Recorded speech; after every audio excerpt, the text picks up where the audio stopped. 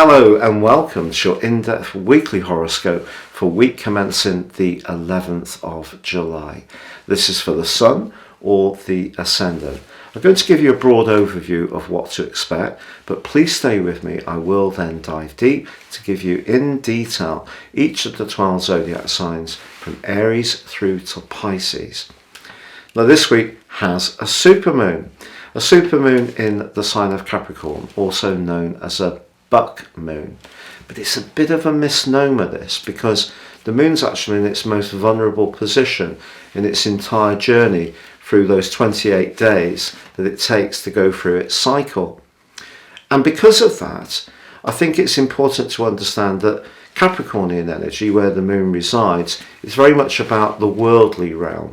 And we also have the potent planet of power, Pluto, not too far distant from this moon position too. But on the other side of the heavens, we have the Sun and the more quick-witted energies of Mercury. And they're asking us to think about protection, nurture, security, family issues, anything to do with our emotional needs. Now, it has become a bit of a maxim over the last 10, 15 years or so, that work-life balance. But with the advent of COVID and the amount of people working from home, has that ever been more true than now? So I think all of us could find ourselves in some quite strident conversations this week. There may be that practical, physical realm that we have to service, the demands of work and earning the money, dealing with the realities of life as it is, but how do we balance this with our more emotional needs? And there can be some very intense moments, because broadly the moon and the sun are obviously exactly opposite, but Mercury and Pluto in the mix as well means we have a very intense set of energies on this particular full moon. Now also the energies in the sign of Uranus, which have been very strong this year because of the North Node reversing into Taurus on the 18th of January. And as I predicted in the autumn of last year, a big reset around the cost of living was very likely. Now, of course, now Mars has moved into this sign, but Mars is detrimented in the sign of Taurus, and Mars is also very impatient. It wants to consume, whereas the North Node and Uranus, which come together, by the way, in an exact conjunction on the 26th of July, well, they're much more to do with, in terms of Uranus, the truth, and in terms of the North Node, karma. We could see with Mars in the mix as well, quite a lot of volatility in terms of financial markets. It could be in terms of the cost of foodstuffs or fuel. They've gone up a lot already, but I feel that the response of consumers could be a lot more angry with Mars in the mix. Fortunately, however, Uranus forges a terrific link with the position of the Sun on that full moon. And if we're prepared to, look at things afresh, even things that are a bit stuck or difficult, and be more innovative and flexible in our approach, we can still make progress. Also, Venus, the planet of relating, it forges a very stable link with Saturn in the second half of this week. And that can help us to really appreciate the friendships or the financial part of our situation which are secure. Unfortunately, however, Venus, concurrent to that influence, is squared up by Neptune in the second half of this week.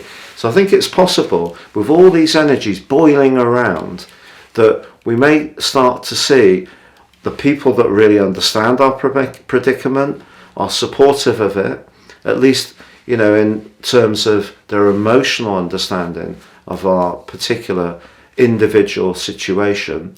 And we're going to see people who may want to avoid the reality of some harsh situations, and that could be Venus in that square with Neptune. If you do meet someone for the first time in a romantic context, if it's someone who's quite self-confident and has done well in a financial context, that could be something that actually doesn't feel so good, because the energy in the sign of Cancer is calling for a sense of understanding the importance of nurture, but there still could be some kind of big charged energy, whether it's around a personal situation or the world at large. And I just think that right angle between Venus and Neptune points towards the distortion of information. So if you do meet someone for the first time and you're not quite sure about them, I really would take it slowly. But Venus and Neptune, when they are in a relationship together, can also help us to trip the light fantastic. So maybe we just want to actually have a bit of escapism and enjoy some kind of time with someone who is very mesmeric. It's just down to that personal choice. But for more stable relationships, I think Venus's angle with Saturn is one that we can all really celebrate. Now, I've stormed through the 100,000 subs mark, and I'd love to get to 101 as soon as possible. I think we're about, at the time of recording this video, up to about 100,000 and 100,200 subs. If you've subbed already, thank you so much. If you've yet to do so, I'd be greatly appreciative. Please click or tap on the bell notification symbol.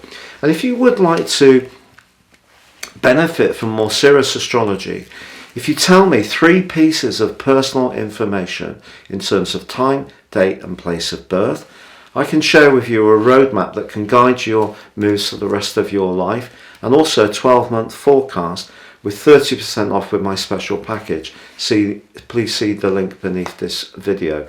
No 2 charts are the same, totally based on your information, and will help you to understand some of the patterns that may have dominated in your life so far, good or bad, and help you to perhaps work on the more challenging ones, but also can give you tremendous insights to guide your moves going forwards and to seize opportunities in a much more effective way. But please stay with me now for your in-depth forecast from Aries through to Pisces. So Libra, your week commencing the 11th of July forecast sees the Sun and Mercury in House 10. This is all about goals, ambitions, and potentially how you connect with the wider world. So an excellent time to be thinking about applications for new jobs, starting a business, really thinking about how you can raise your profile. It's just that with the Moon and also Pluto opposing the Sun and also Mercury, it's going to be important that the support systems you have at home are well oiled and prepared to give you the foundation to reach for the stars. Now, if they are, this could be a pivotal time because the Sun is also forging a terrific link with Uranus. So something could happen quite quickly, and it may even be to do with a property matter. But if you're wanting to protect and nurture your emotional situation rather than raise your profile, that may be where you pivot towards this week. And that's fine. There's also a terrific link between Venus, the planet of love and affection, but also money in the part of your situation to do with truths. And those truths can be solidly discussed where you have a real accord with someone. So I think if you want to have a heart-to-heart with a partner or a good friend, this can be a terrific influence. What's a bit more challenging is the fact that the square between Venus and also Neptune for you suggests that you could be a little bit compromised by your desire to not let people down can cramp your freedom in some way. So just be conscious of that. And with that big amount of energy that's developing in House 8 for you, the sign of Taurus, some dramatic changes could come about over the next month without any question at all.